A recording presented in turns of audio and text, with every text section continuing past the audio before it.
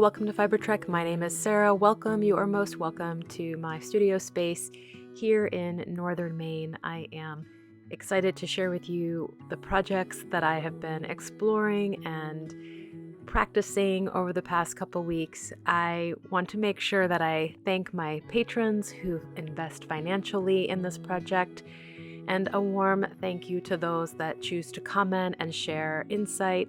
I find all of this investment very encouraging and humbling. There will be new knitting projects to discuss, as well as some recent updates on projects that are in progress. I look forward to catching up. Thanks for being here.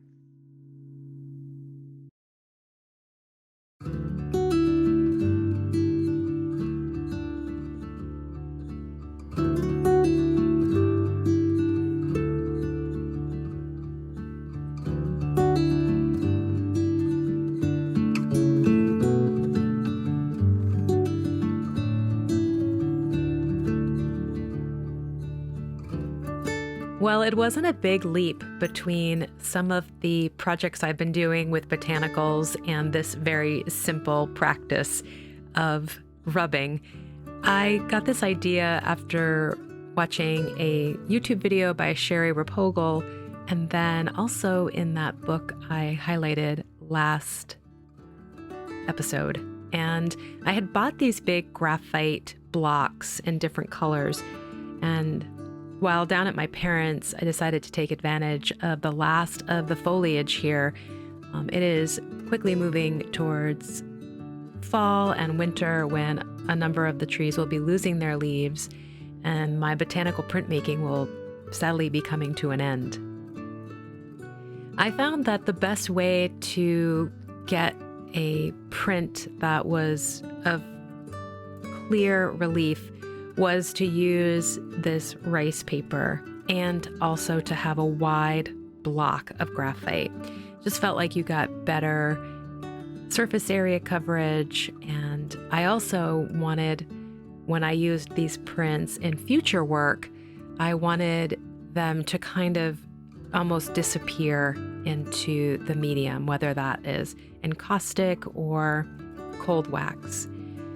Part of this exploration, as I mentioned before, is I had been doing a lot of work on the gel plate with acrylic, but ultimately acrylic does not mix with the encaustic medium. So finding other ways, whether it's ink from stamp pads or graphite, watercolor, etc., finding other ways to create these impressions has been on my mind over the past few weeks. This made me think about being in elementary school, Girl Scouts, made me nostalgic because it's so easy to do with relatively minimal supplies. I hope I get one more session in where I can include my niece and nephew in doing some of these. And of course, it doesn't just have to be botanicals. We've done gravestone rubbings this way and looking at iconography and other relief type rubbings.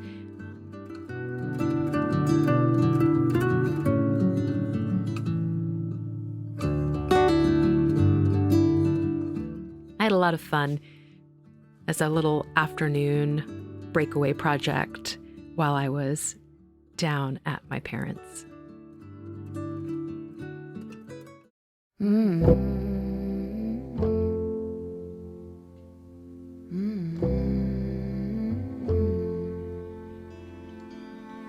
Where is the line between dreaming and feeling blue? It's 4:00 in the evening. I haven't left my room, but the truth is, if I'm honest, I feel stuck here in the middle. Am I one of those crazy people? Should I stay here or should I let go?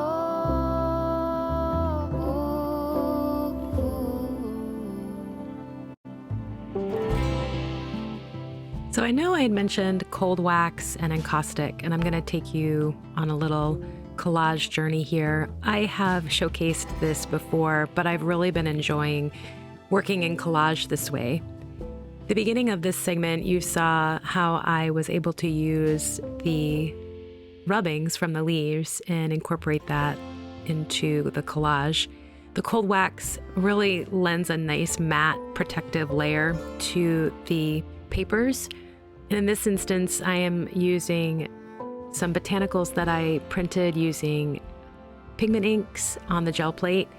And my mom and my grandfather were big stamp collectors. And so she recently gave me some of that collection, stamps that have been used, airmail. And so I pulled some of those together with some French letters. And I'm really happy with the way these turned out. Perhaps they're a bit elementary in art, but I like working on the different balance of text and color and pulling some of those curiosities together.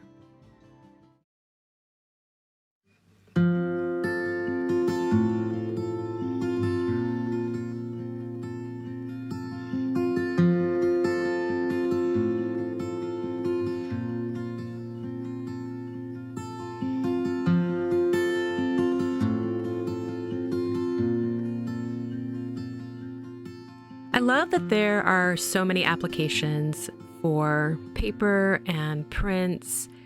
And in this instance, you can see I've got botanicals done on the gel plate in the background. Here are the rubbings that we worked on. And I also have some eco-printed papers. And it's been a great way to broaden out my creativity in some of my art journaling. And while I was down at my parents', I took some time to pull these ideas together. This is a page that I started in the last episode, and here I wanted to work on finishing it. I have a bunch of these kind of whimsical stamps from Lavinia Stamps, which are kind of fairy taled, and I got them for Madison and myself to work with, but I do find that they have a really fun application like that Hobbit door for my journaling.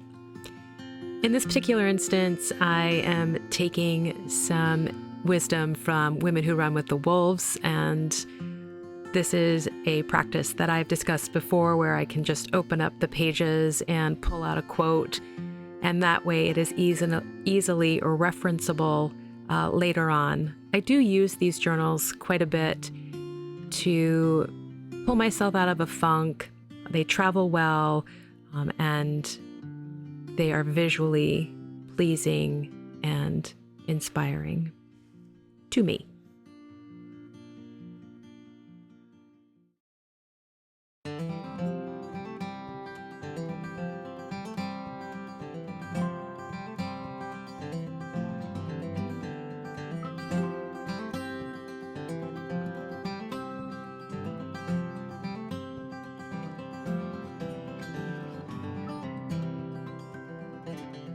The last and final kind of endeavor experiment that I worked on while at my parents' was putting together some encaustic wax collage. I've detailed this process before, and in this version, I am using some cyanotypes that I did using birch bark. So I'm really trying to figure out how that responds and reacts to the hot wax. Again, I can't get away from these vintage French papers. You can see I pulled in some music sheets here, and I was trying to go really light on the wax layers so I didn't lose some of the details that are below it. One thing that happens is when that wax dries, it gives an ethereal kind of glowy look and mutes some of the sharper elements of the image. So I really wanted to reduce the amount of wax. You can scrape it back. There's lots of different ways to create texture and experiment. In this particular version, the birch bark was lending itself to texture because the front of that bark is lifting up and kind of creating ridges and dents in the wax, which I liked. And eventually you can go over with other materials like pan pastels or oil pigment sticks and really kind of create that relief. I've included some waxed linen thread, and I've put this particular piece together with two smaller versions, which I would kind of see selling as a set.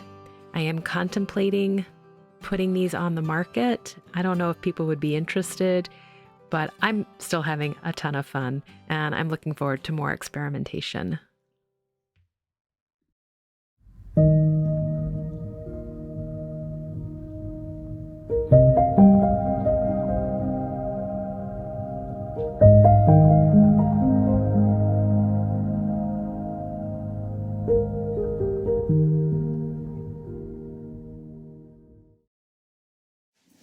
Welcome to the textile portion of the podcast. I'm going to be chatting about my knitting and some quilting projects that I am trying to jumpstart. I have had a bit of a rocky few weeks with my family. We have weathered this particular set of storms mostly unscathed. So many, very grateful for those blessings. But it has definitely rocked my core in such a way that I found it really hard to be methodical and thoughtful about some of the planning for this particular episode. So I'm going to try to let go of the narrative voiceover format regarding the quilts and just chat with you a little conversational style. So I've spent a lot of time at my parents'. I haven't been at the house, which has made it a little bit challenging to just kind of set up, whatever piece or work that I wanted to do. So we're going to just roll with that. And if you are a patron of this podcast, I talked a little bit about that in my last bonus video, which was a studio vlog. And I gave a little bit more insight into some of the struggle. But suffice it to say, I'm really working on recentering and becoming more thoughtful and making sure I have a plan in place as I move forward with the podcast. Right, let's talk about the knitting. Very quickly, before we get started with the projects, I just want to offer a deep, heartfelt thank you to those that contribute financially to the podcast through Patreon. It is, as I always say, very encouraging and bolsters the spirit to keep going and become more creative. And I am so appreciative of that investment here. As always, as well, thank you for commenting, coming here, taking some time. And I really hope in the end that this kind of little documentary, short vignettes on making inspire you to go forward with your own projects. Sometimes I feel a little bit strange just talking about myself and what I'm doing. But my hope is that there is a ripple effect that's bolstering the rest of the community to go forward and make decisions. I always like to come back to that. I heard it on a podcast, which is art is just a series of decisions. You just keep making decisions. You keep making and moving forward. And here, that's a piece that I practice. So I don't really mess up. I just continue to make decisions and then make more decisions once I don't like the previous decision. All right, so shall we talk a little bit about the Stephen West Mystery Knit Along? I know, a lot of you have already know what happened. In fact, a lot of you know this even before I knew it, because you know me so well. Let me grab the piece. So I was really excited about this, participating in something mainstream and kind of everybody was doing it around the world. I was intrigued because there was only 3 colors involved, and so it felt minimal and reduced.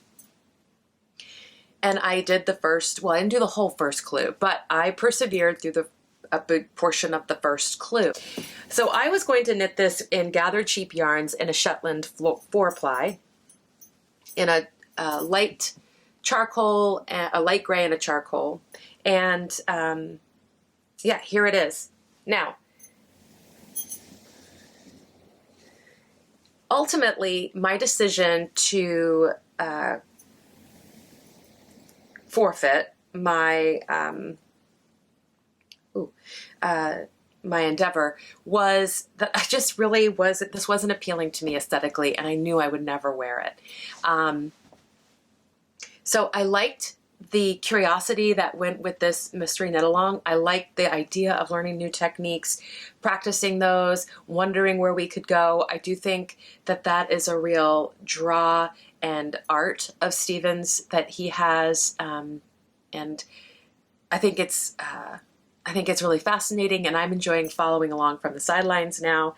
But overall, the process of this was not going to give me enough payoff. I wasn't enjoying knitting it. It was hurting my hands. And then at the end of the day, aesthetically, it didn't appeal to me, and I wasn't drawn to it.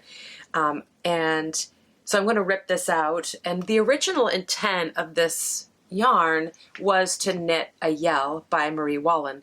And I bought a bunch of her minis in different colors. So it may go back to being that, but it will go back to stash. I love it too much to kind of put it into a project that I know I won't wear just for the sake of participating in new techniques. So yeah, I know you already knew that this was going to happen, and I just had to go through the process to get there. So yeah, so good luck to all of you who are mustering forward and enjoying it and loving your colors and loving the kind of the mystery component. So that's where that ended up. Now, what was really affirming for me is once I set that down, because I really put a lot of time into it once the first clue came out, I really wanted to get the clues done on time. And that was another thing that came up, as I knew once I had to go to work and I'm coming home in the evening, I would not be picking that up. It was just not going to fit the current lifestyle that I was in, and some of the other demands that were on me wouldn't really allow me to keep up with the clues. So, but affirming was I put that down and I picked up my Kairuna by Ronya.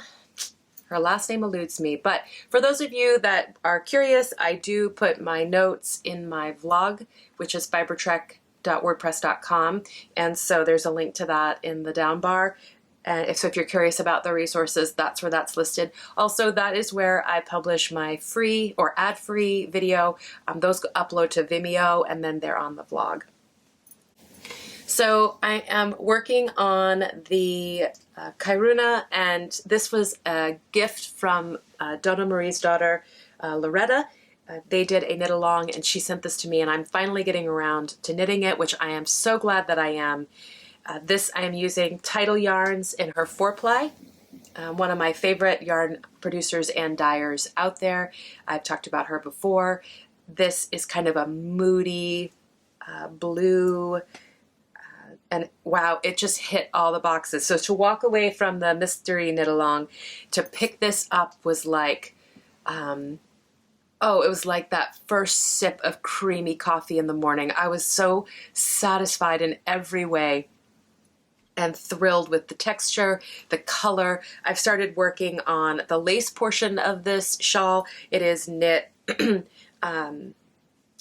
garter stitch center with a lace border, and I'm working away on that, which is very intuitive. And so, wow, to walk away from that project to this project was just, like I said, it was just that so deeply satisfying, fall, moody, coming in, coming home, long day, hard hike, getting on the couch. I mean, it fulfilled all of those feelings for me. So a couple more rows on the lace, and this one will be done. I'll be bringing that one to my parents with me. It's not, at the end of the day, overwhelmingly complicated to follow the chart. So the other thing I have on the go still, which I told you would be around and around in brown yarn, is the J sweater. I think this is Rachel Brockman. It is a free pattern on Ravelry, and I am knitting it using some yarn I brought back from Norway, which is a Norsk Spelsow. Both of these are the natural color of the sheep, so cream and brown. I really love this deep kind of peaty, earthy brown. And I have also talked about how much I love the color work. It's very delicate, and I think just pops right off of the canvas, the yoke, because it has that delicacy to it. So I am continuing to go around in brown, and I've got about, I don't know, 6 inches knit from the armhole down. So I'll just continue to do that. I am knitting that on a US, these are both on US 6s. Just a note on the Kairuna shawl, I went up 2 needle sizes. That's knit on a US 4, and I'm knitting it on a US 6. I tend to be a tight knitter, so I tend to go up typically, and that yarn in particular had a lot of memory to it, so I was worried that it wasn't going to showcase the yarn if it was on a US 4. So I am glad that I went up, and I probably could have gone up another needle size. Let's see. Okay, so the other thing that really caught my eye, and I ordered the yarn and cast it on, was the Wildwood Shawl by Bee Mandarine's Melody Hoffman. I am a patron of hers, and as part of that, I get early access to download her patterns for free. So this really caught my eye, as I said, and it is knit in an unspun yarn. She knit hers in New Teton, and I have some New Teton in my stash, as you know, but I really didn't, I had plans for that, and I didn't want to shift. I had enough to do the sweater I had planned or another shawl, so I kind of left that. The other thing I have in my stash is this beautiful yarn from Esther Consta's, which is her Old Barn. This is 600 grams, I think, or maybe 300 grams. And these are old Swiss and German rare breeds, and I just couldn't bring myself to tap into it. The Wildwood Shawl calls for 300 grams of an unspun, and I have 600 grams of this, and I didn't want to break it up. Plus, I just love this. I have it out. I'm looking at it all the time. I don't know the way it's packaged and the color. This is a real talisman for me in my studio. So I'll be hard pressed to find the right pattern for this, although I do need to do that and move it out of the stash. But I am thoroughly enjoying it as a piece of beauty here. So what did I knit the Wildwood Shawl out of? I decided to try out the Manchalope by Wool Dreamers. This is an unspun yarn. They come in 100-gram plates, but they are 2 strands, which is what the recommendation is for the Wildwood Shawl. And so you can see here that it comes off in 2 strands versus 1. Some of the unspun yarns are a single. I believe New Teton is a single, so she holds New Teton double for that. So that was a convenient find. The Manchalope comes from the Manchego sheep in Spain through the company Wool Dreamers, and I ordered mine from My Tribe Yarns in London. I did order it from overseas. So this is a little awkward. And it's what happens when you leave your camera at your house and you drive down for your job and you stay with your parents and you don't bring your camera with you. I had a clip on my camera that I did not upload, and so now we are wrapping up the podcast in a rather informal way in my bedroom, in my pajamas, as I'm trying to edit this and get it finished. I appreciate your flexibility and your ability to laugh with me in these moments of ridiculousness. I am so glad that you're here. I will talk more about the Wildwood Shawl and the Manchego sheep next time we're together. But I want to make sure that I wish you all the best and many blessings, and I will see you at the end of the month. Take care. Bye.